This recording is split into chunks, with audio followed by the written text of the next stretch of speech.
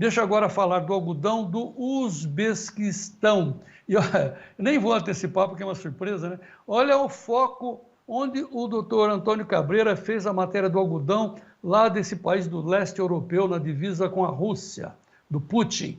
No ar, doutor Antônio Cabreira. A cultura de algodão deveria ser motivo de orgulho para todo brasileiro. Para você ter uma noção, em 2024 nós vamos plantar quase 1,9 milhões de hectares. E o que significa o algodão? Nos últimos 40 anos, a produção aumentou 330%, mas a área plantada diminuiu 60%, ou seja, um estrondoso salto de produtividade e eficiência. Agora veja aqui o Uzbequistão, um dos nossos maiores concorrentes. Eles têm aqui um time de futebol, que você está vendo aqui, ó, chamado Partakor. O que significa isso? Esse nome significa, você viu ali que é um símbolo do algodão, significa colhedores de algodão. Eles têm tanto orgulho aqui do algodão que você acha desenhos do algodão na cerâmica das casas, em chaleiras, em todos os lugares. E até um time de futebol, uma estação de metrô, mas o que me impressionou é que eles têm um time de futebol com o nome de colhedores de algodão. Por isso que o símbolo aqui do Partakor é até um algodão, como você está vendo aqui. Eu estou aqui na sede do clube, é muito bonito aqui a sede do clube. E o interessante é que ele é o principal time de futebol do Uzbequistão. Você está vendo aqui, ó. Todas as Copas nos últimos anos, eles já ganharam inúmeras. Hoje, inclusive em 2024, é o time número 1. Então é interessante como a maneira, eles valorizam a agricultura. Talvez no Brasil a gente tenha que aprender essa grande lição aqui do Uzbequistão. Não basta apenas plantar bem, não basta apenas vender bem, mas nós temos que nos comunicar bem, a tal ponto que, como aqui no Uzbequistão, que é o 5º maior exportador de algodão, eles têm até um time de futebol. E sabe o que é interessante? Como aqui ainda foi uma república satélite e foi assim um time vinculado ao regime socialista, o interessante é que eles ainda guardam esses resquícios. E aqui o plantador, o produtor de uma maneira geral, ele não tem muita liberdade para poder escolher o que plantar. E como o governo ainda depende da produção de algodão, ele impõe cotas de produção a todos os seus produtores. Então o produtor aqui ele não tem nem liberdade para escolher o que vai plantar. E além disso, como às vezes falta mão de obra, eu estou aqui, por exemplo, agora no estádio do Partakor, não sei se você está vendo aqui, ó, o estádio. Hoje eu vou assistir um jogo de futebol deles, inclusive, mas eu estou dizendo tudo isso porque às vezes aqui falta até mão de obra livre. Eles acabam requisitando até quase como um trabalho forçado. Recentemente, inclusive, houve até uma denúncia de que até crianças de 7 anos eram obrigadas a fazer essa colheita de algodão. Hoje não mais as crianças, mas ainda o governo faz um sorteio, ele sorteia até 1 milhão de trabalhadores, às vezes médicos, professores, e eles vão para os algodoais fazer essa colheita, porque diferente do Brasil, aqui você não tem a colheita mecanizada, ela é basicamente toda uma colheita manual. Então é incrível, apesar de todas essas dificuldades, apesar de todos esses obstáculos, eles ainda têm orgulho, têm um estádio de futebol, têm um time chamado Colhedores de Algodão. É uma pena que o Brasil não faça isso. Pelo contrário, nós ainda passamos uma série de dificuldades. Para você ter uma noção, no Brasil hoje, em média, a gente está pagando 35% de impostos nas nossas roupas. Nos Estados Unidos, você paga 7,75%. Então é o momento do produtor brasileiro, do produtor de algodão, ter consciência do que se passa, inclusive com os nossos concorrentes, e iniciarmos uma luta de valorização do agro brasileiro. Que maravilha de vídeo, que maravilha. Agora, para coroar, vamos falar com o doutor Antônio Cabreira. Doutor Antônio, muito boa tarde, seja muito bem-vindo. Obrigado, viu, João? Prazer muito grande retornar aqui, Tempo e Dinheiro, e você aí com o seu programa que valoriza o nosso agro, está na linha do que a gente comentou aí nesse vídeo. Tá. Antes da gente falar desse assunto principal, deixa eu perguntar. O senhor foi assistir o jogo, aliás, você viu o gol que o cara de esquerda, lá no ângulo, doutor Antônio? Que coisa incrível!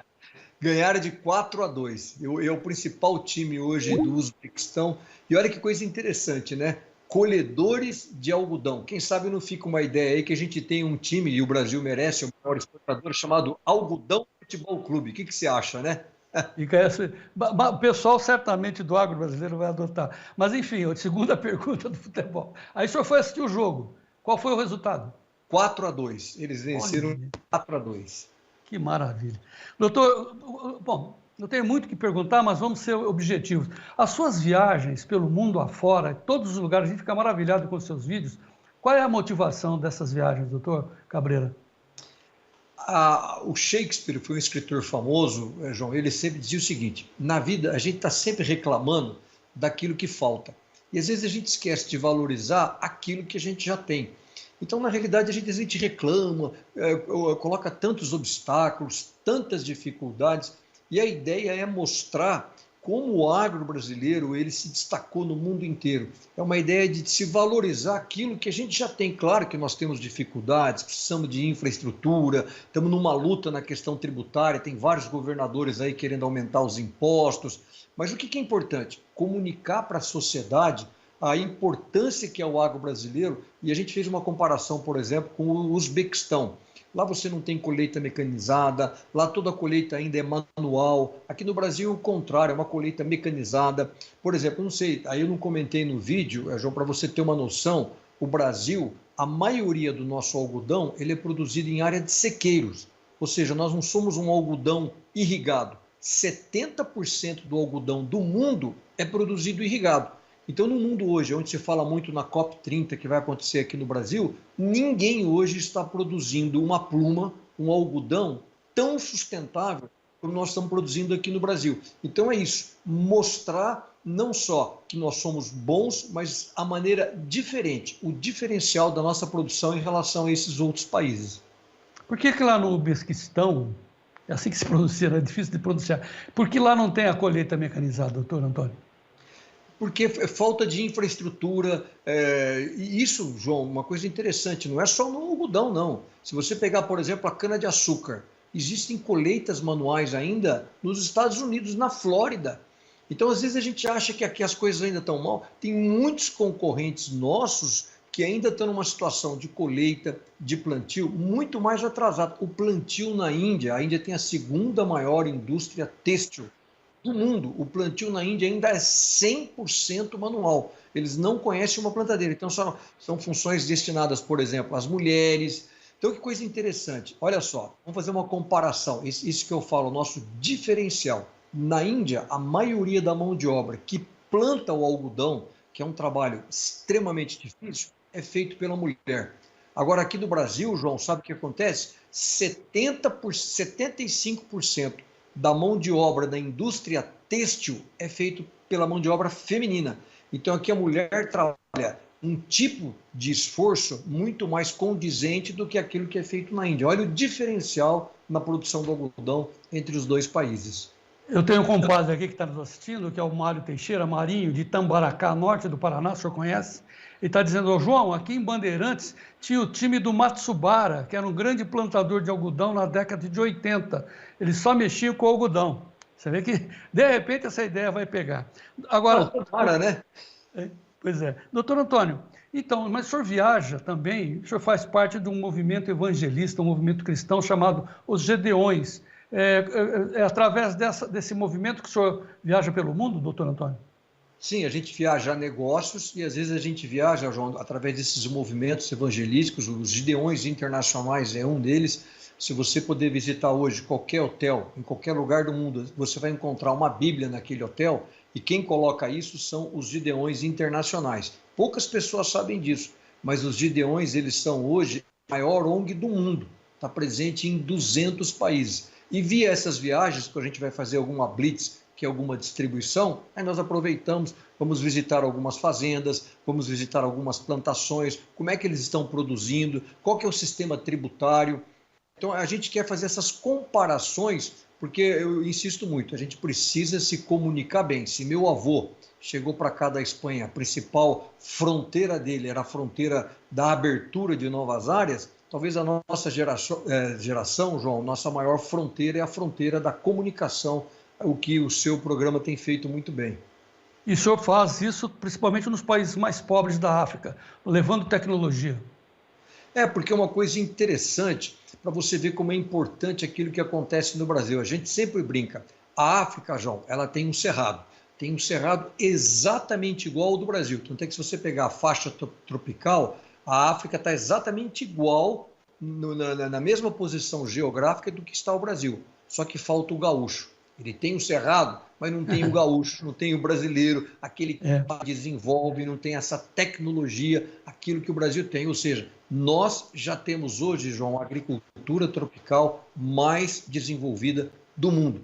Então, talvez o Brasil tenha que liderar essa revolução tecnológica, uma nova revolução verde, aquilo que o Norman Borlaug fez há alguns anos. Os brasileiros podem fazer hoje no mundo, principalmente na África, que por um paradoxo é hoje o continente onde tem a maior incidência de desnutrição e fome. E o senhor aproveita também mostrando, como o senhor acabou de mostrar agora no Uzbequistão, que não é um país livre. Né? Há um sorteio, o senhor mostrou isso, e o cara, seja professor, médico, sei lá, tenha aptidão ou não, vai colher algodão. Os seus vídeos sempre clamam por mais liberdade entre a humanidade, né, doutor Antônio? Verdade. E a liberdade econômica, de uma maneira geral, João, que é uma das principais liberdades, ela é um instrumento poderosíssimo. Isso foi o que aconteceu aqui no Brasil em 1990. Não sei se os telespectadores vão se lembrar lá dos fiscais do Sarney, do confisco da carne, aquelas coisas todas. A partir do momento que a gente encerrou isso e trouxemos a liberdade econômica, foi a ferramenta que possibilitou esse salto na produção agrícola. Então, essa liberdade, a liberdade de poder escolher o que vai plantar, isso é extremamente importante.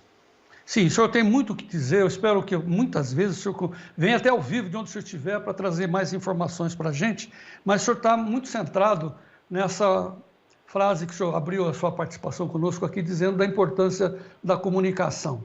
O senhor vê que isso como uma necessidade do povo do agro também se focar em comunicação, né, doutor Antônio? Isso. Por exemplo, você vê agora o governo federal muito preocupado com a questão do preço dos alimentos. Então a gente precisa mostrar, a gente precisa se comunicar que um dos principais pontos que encarece os alimentos hoje aqui no Brasil é a tributação. Há uma série de movimentos sendo feitos desde o ano passado que estão aumentando os impostos sobre o agronegócio. E imposto, João, não enche a barriga de ninguém. Então a gente precisa se comunicar. Hoje você tem vários estados, você tem o Pará, por exemplo, criando um novo imposto a partir de março, tanto na soja, no milho, na carne. Por exemplo, no caso da soja vai ser 2,5 sacas por hectare. Então isso vai o quê? Isso vai, mas a soja não, a soja afeta a sua vida, afeta o bolo que você faz, afeta o seu óleo de fritura. O óleo de soja hoje é o principal componente na fritura, principalmente dos mais pobres, um aumento no Maranhão, até mesmo aqui em São Paulo, o governador Tarcísio está atento a isso, mas está tendo um aumento de impostos no amendoim, no suco de laranja. Então a gente tem que ficar atento para se comunicar, porque esse aumento de impostos, no final do dia, vai se traduzir em quê? Em aumento de preço na gôndola do supermercado. Daqui a pouco, na sequência, o Sérgio Braga vai mostrar para nós o que está acontecendo com a produção de batatas lá em Garapuava. É uma coisa muito triste e a gente precisa ser muito bem informado. Doutor Antônio Cabreira, ex-ministro da Cultura, não, da Agricultura, desculpe. Venha sempre, eu fico até emocionado de poder falar com uma pessoa tão bacana como o doutor Antônio Cabreira. Venha sempre, viu, doutor Antônio, aqui ao Tempo e Dinheiro. Muito obrigado pelo seu espaço. Aliás, você já está viajando para a África novamente, né? Isso, estamos embarcando amanhã para a África por mais um tour. Mas um abraço, João, parabéns, continue firme, divulgando o nosso Brasil, divulgando o nosso agro. Junto com pessoas tão boas quanto o senhor. Muito obrigado ao ex-ministro Antônio Cabreira, volte sempre.